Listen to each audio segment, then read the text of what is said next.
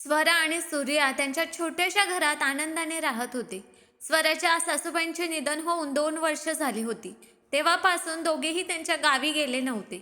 सूर्या गावातून नोकरीच्या शोधात जयपूरला आला आणि तिथेच 10 वर्ष एका कंपनीत काम करत त्यांनी एक छोटासा प्लॉट विकत घेतला आणि जयपूरमध्ये स्वतःचे घर बांधले, जिथे खाली 2 दुकानं आणि वर त्यांचं घर. एक दुकान सध्या बंद होते आणि दुसऱ्या दुकानात स्वरा ब्युटी पार्लर चालवायची. स्वराने घराच्या मागच्या अंगणात मोकळ्या जागेवर काही फुले, फळे आणि भाजीपाल्याची रोपे लावली होती. सूर्य आणि स्वराच्या जीवनात एका लहान मुलाशिवाय सर्व काही ठीक होतं. त्यामुळे स्वरा थोडी उदास राहायची. आधी तिची सासू तिचे मनोबल वाढवायची, पण सासूच्या निधनानंतर तिला खूप एकटे वाटू लागले. एके रात्री जेवण करून स्वरा आणि सूर्या बेडवर पडले होते. बाहेर मुसळधार पाऊस पडत होता आणि इकडे स्वराचे डोळे सुद्धा भरून आले होते. सूर्याने तिचा चेहरा आपल्या तळहातात घेतला आणि म्हणाला, स्वरा, तू एवढी काळजी का करतेस? आपण एकमेकांसाठी पुरेसे नाही का? स्वराने तोंड फिरवले आणि गुदमरलेल्या स्वरात म्हणाली, माझ्या आतल्या प्रेमाला एका लहान मुलाचा खोडकरपणा पाहण्याची आणि त्याचा कोमल स्पर्श अनुभवण्याची इच्छा आहे. पण तुमचे काय? तुम्ही पुरुष आहात ना? भावनिकता फक्त स्त्रियांनाच शोभते. असे म्हणत स्वरा रडू लागली. सूर्याचे मन वेदनेने भरून आले. त्यालाही आपल्या मुलाच्या बालिश खोडकरपणात आपले बालपण पुन्हा जगण्याची इच्छा होती. पण स्वराला धीर देण्यासाठी तो खंबीर राहायचा. स्वराच्या विखुरलेल्या केसांना हळुवारपणे हात लावत तो ओल्या आवाजात म्हणाला, तुझ्यासारखं मलाही मूल हवंय. पण ही गोष्ट वेगळी आहे की ते मी व्यक्त करू शकत नाही. स्वराने तिचा अश्रूंनी भिजलेला चेहरा त्याच्याकडे वळवला आणि म्हणाली, मग मी कधीपासून म्हणते की आपण एक मूल दत्तक घ्यावं, ते तू का मान्य करत नाहीस? सूर्याने डोके टेकवले आणि म्हणाला, मला वाटतं आपण अजून प्रयत्न करायला हवेत. स्वरा वेदनेने म्हणाली, मग करत राहा ना प्रयत्न. कोणी नाही म्हटलं आहे. शक्य आहे की ते दत्तक मूल आपल्या आयुष्यात आनंदाचे रंग भरेल आणि त्यानंतर जर आपल्याला मूल झाले तर आपण त्याला तेवढेच प्रेम आणि आपुलकी देऊ. पण जीवनात सकारात्मक राहण्यासाठी कृपया काही पाऊल उचला. स्वराची तळमळ आता सूर्यालाही सहन होत नव्हती. म्हणून शेवटी त्यानेही होकारार्थी मान हलवली आणि म्हणाला की ठीक आहे, मी लवकरच मूल दत्तक घेण्याची प्रक्रिया सुरू करेन. हे ऐकून स्वराचं मन हलकं झालं आणि तिने रडत रडत आपला चेहरा तिच्या पतीच्या मजबूत बाहूंमध्ये लपवला. काही महिन्यातच स्वरा आणि सूर्या यांनी मिळून एक अनाथ मूल दत्तक घेतले. आता दोघांच्या आयुष्यात फक्त आनंद होता. बायकोच्या चेहऱ्यावरची चमक पाहून सूर्याला आपल्या निर्णयाचा पश्चाताप झाला नाही. स्वरा तर आधीच सुंदर होती, पण मुलाच्या आगमनानंतर आनंदामुळे ती तिच्या वयापेक्षा कितीतरी पटीने लहान दिसू लागली. जिथे पूर्वी ती दिवसभर विखुरलेली असायची आणि यंत्रासारखी तिची कामं पूर्ण करायची, आता ती सकाळी लवकर आंघोळ करून आनंदी मनाने तयार व्हायची आणि एकदम फ्रेश दिसायची. सर्व काही एकदम परफेक्ट झाले होते. पण त्यांच्या आयुष्यात एक वादळ येणार होते, ज्याचा त्यांना अंदाजही नव्हता. एक दिवस स्वराचा मुलगा शशांक शाळेत गेला होता. सूर्याही त्याच्या ऑफिसला निघून गेला होता. स्वरा नुकतीच तिच्या ब्युटी पार्लरमध्ये बसली होती. सध्या कोणीच आले नव्हते, त्यामुळे ती मोबाईलच्या स्क्रीनवर नजर ठेवूनच होती की अचानक कोणीतरी आत आले. स्वराने मान वर करून पाहिलं तर काळा गॉगल आणि तपकिरी रंगाची जॅकेट घातलेला एक व्यक्ती तिच्यासमोर उभा होता. दिसायला तो एकदम तंदुरुस्त दिसत होता, पण त्याच्या चेहऱ्यावरच्या सुरकुत्यांवरून तो बऱ्यापैकी म्हातारा झाल्याचे दिसून येत होते. तो व्यक्ती कोणताही परिचय न देता म्हणू लागला की सूर्या कुठे आहे? स्वरा गोंधळलेल्या आवाजात म्हणाली, पण तुम्ही कोण आहात? उत्तर देण्याऐवजी त्या व्यक्तीने चष्मा काढला आणि खिशात टाकला आणि पुढचा प्रश्न विचारला, तू सूर्याची बायको आहेस ना? स्वराने उत्सुकतेने विचारले, हो, पण तुम्ही कोण आहात? तो माणूस सोप्यावर बसला आणि म्हणाला, मी चेतनराम, सूर्याचा बाप आणि तुझा सासरा. स्वरा तिच्या खुर्चीवरून उठली आणि तिच्या तोंडातून आश्चर्यचकित आवाज आला, काय? स्वराच्या चेहऱ्यावरचे अविश्वासाचे भाव बघून चेतनराम म्हणाला, सुनबाई, तुझा विश्वास बसत नसेल तर सूर्याला बोलव. स्वराने घाईघाईने सूर्याला फोन करून बोलावून घेतले. तोपर्यंत चेतनरामजी त्याच सोफ्यावर बसून मॅगझिनची पाने उलटत राहिले. स्वराच्या मनात अनेक प्रश्न येत होते की हे इतके वर्ष कुठे होते आणि आता अचानक इथे कसे प्रकट झाले. पण तिला वाटले की हे सर्व बोलणे सूर्यानेच करावे. थोड्याच वेळात सूर्य आला आणि वडिलांना पाहताच तो स्तब्ध झाला. त्याचे वडील पुढे येऊन त्याला मिट्टीत घेऊ पाहत होते. तेव्हा सूर्या कर्कश आवाजात म्हणाला, थांबा, आधी मला सांगा, तुम्ही इतकी वर्ष कुठे गेला होतात? तुम्ही मला आणि माझ्या आईला असहाय्य सोडून गेलात. लोक म्हणतात की तुम्ही चोरी करून पळून गेलात. चेतनरामजी मान खाली करून म्हणाले की बेटा, तुझ्या आईला माझ्यासोबत राहायचे नव्हते. ती माझ्यावर खूप नाराज होती.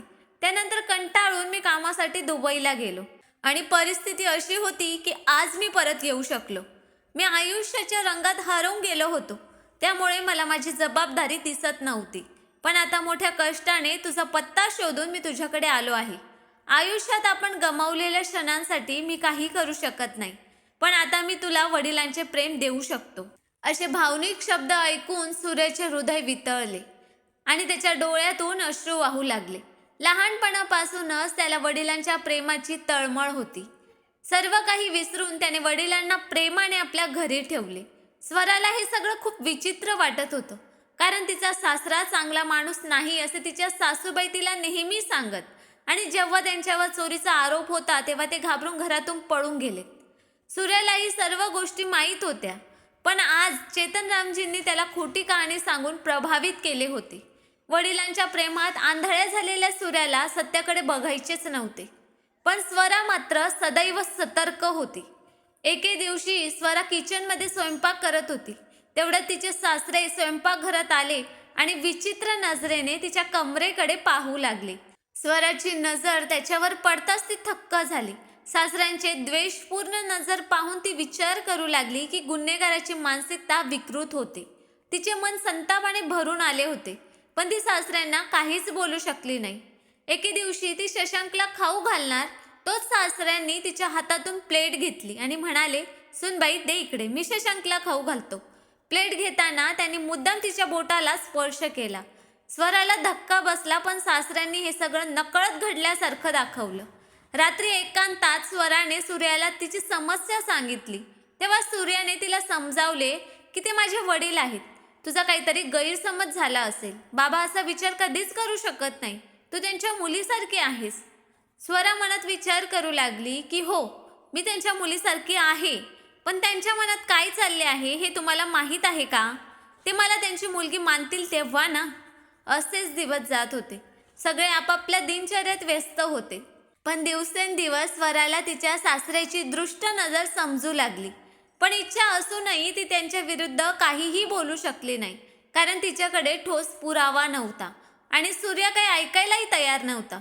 एके दिवशी संध्याकाळी स्वरा किचनमध्ये जेवण बनवण्याच्या तयारीत होती. तेव्हा सूर्याने फोन केला. स्वराच्या हाताला पीठ लागले होते, त्यामुळे तिने फोन उचलला नाही. तेवढ्यात तिचे सासरे स्वयंपाकघरात आले आणि म्हणाले, अगं सुनबाई, सूर्याचा फोन आला होता. तो सांगत होता की तू फोन उचलत नाहीस. त्याने मला सांगितले की त्यांच्या कंपनीत ऑडिट आहे, त्यामुळे तो आज रात्री घरी येऊ शकणार नाही, कारण त्याला ऑडिटची तयारी करायची आहे. एवढे बोलून तो एक कुटील हास्य करत स्वयंपाकघरातून निघून गेला. स्वरा थोडी घाबरली होती की आज तिला रात्रीच्या वेळी अशा व्यक्तीसोबत घरात एकटे राहावे लागेल. स्वराने पटकन सगळ्यांना जेवायला दिले आणि त्यानंतर ती स्वतः खोलीत जाऊन पडली. आज भीतीमुळे तिला झोपच येत नव्हती. मध्येच ती तिच्या नवऱ्याला पण फोन करत होती, पण तो स्वतः कामात व्यस्त होता. मग स्वराशी किती बोलणार? शेवटी स्वराला वाटलं की आज आपण शशांकच्या खोलीत झोपू. तिने बेडरूमचा दरवाजा उघडला आणि ती झोपायला शशांकच्या खोलीत गेली. तिला झोपून थोडाच वेळ झाला होता की तिचा मोबाईल वाजायला लागला. तिचा मोबाईल तिच्या खोलीतच पडून होता. तिला वाटले की काहीतरी महत्त्वाचा कॉल असेल, त्यामुळे ती कॉल घेण्यासाठी तिच्या खोलीत गेली. तिने मोबाईल उचलताच मागून सासरे आले आणि त्यांनी दरवाजा बंद केला. तिला धक्काच बसला, कारण तिच्या मोबाईलवर सासरेच तिला फोन करत होते. स्वराचं मन घाबरलं, तरीही ती कडक आवाजात म्हणाली, बाबा, हे तुम्ही काय करतायत? सासरे हसले आणि म्हणाले, मला तू खूप आवडतेस, पण तू माझ्याशी एवढं उद्धटपणे का वागतेस? स्वराचे डोळे रागाने लाल झाले. ती संतप्त स्वरात म्हणाली, तुमची इतकी हिंमतच कशी झाली? सूर्याला हे कळले तर काय होईल याची कल्पनाही तुम्ही करू शकत नाही. यावर सासरे जोरात हसले आणि म्हणाले, काय होणार? मी इथे राहीन तेव्हा ना. जशी गावात चोरी करून इतकी वर्ष गायब झालो, तसाच मी इथूनही पळून जाईन. मला फक्त माझ्या मनाची इच्छा पूर्ण करायची आहे. आणि तुला काय वाटतं, मी दुबईत होतो? तर नाही, मी दुबईत नव्हतो. मी फक्त पोलिसांपासून लपून माझं आयुष्य जगत होतो. एके दिवशी सूर्य आणि तुला बाजारात पाहिल्यानंतर मला वाटले की चला काही दिवस आरामशीर जीवनाचा आनंद घेऊया आणि पहिल्याच नजरेत तुम्हाला आवडलीस. स्वरा रागाने थरथरत सगळं ऐकत होती. तो घृणास्पद व्यक्ती पुढे म्हणाला, मी एक भटकणारा वारा आहे. मला कोणीही रोखू शकत नाही. आता स्वराची प्रकृती ढासळू लागली होती. पुढे सरकत तो म्हणाला, आज तुझा नवराही घरी नाही, त्यामुळे आज फक्त माझीच मर्जी चालेल. स्वराचं हृदय ट्रेनच्या वेगापेक्षा जास्त वेगाने धडधडायला लागलं. सासऱ्याची तळमळलेली नजर तिच्याकडे टक लावून पाहत होती. मग तो स्वराकडे सरकला आणि दुसऱ्याच क्षणी स्वरा पटकन तिथून दूर गेली.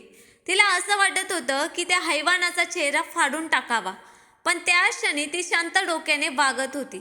तिने शेजारी पडलेली काठी उचलली आणि तिच्या सासऱ्यांसमोर जोरदार मुसंडी मारत उभी राहिली. तिची हिंमत बघूनही त्याला आज आपली शिकार सोडायची नव्हती. तो पुढे सरकला तोपर्यंत काठीचा जोरदार आघात त्याच्या डाव्या खांद्यावर पडला आणि तो वेदनेने ओरडू लागला. आणि इतक्यात स्वराला संधी मिळाली आणि ती धावत खोलीतून बाहेर आली आणि दरवाजा बंद केला. बाहेर येताच तिने कोणतीही भीती न बाळगता पोलिसांना फोन करून संपूर्ण घटनेची माहिती दिली. पोलिसांनी चेतनरामला अटक केली. यासोबतच स्वराने तिच्या खोलीत लपलेल्या कॅमेऱ्याचे रेकॉर्डिंगही पुरावा म्हणून पोलिसांना दिले. स्वराने फोन केल्यानंतर सूर्य घरी आला तेव्हा त्याला हा सर्व प्रकार कळला. त्याला स्वतःचीच खूप लाज वाटली आणि तो स्वराची माफी मागू लागला की तिच्या बोलण्याकडे दुर्लक्ष करून त्याने खूप मोठी चूक केली आहे. कारण आज जर स्वरा धैर्याने आणि हुशारीने वागली नसती तर काहीही विपरीत घडले असते. स्वराने तिच्या बुद्धीने एकटीनेच गुन्हेगाराला तुरुंगात टाकले. मित्रांनो, गुन्हेगारीच्या मार्गावर पुढे सरकणारे काही लोक कोणत्याही नात्याची पर्वा करत नाहीत. अशा लोकांपासून सावध राहिले पाहिजे आणि कोणत्याही परिस्थितीत शारीरिक शक्तीपेक्षा धैर्य अधिक महत्त्वाचे आहे. म्हणून कोणत्याही अडचणीच्या वेळी धैर्याने वागले पाहिजे. तर मित्रांनो, स्टोरी कशी वाटली ते कमेंट करून नक्कीच सांगा. आम्ही नेहमीच तुमच्या कमेंट्स आणि लाईकची वाट बघत असतो. आणि स्टोरी आवडली असेल तर चॅनलला सबस्क्राईब करायला पण विसरू नका. धन्यवाद.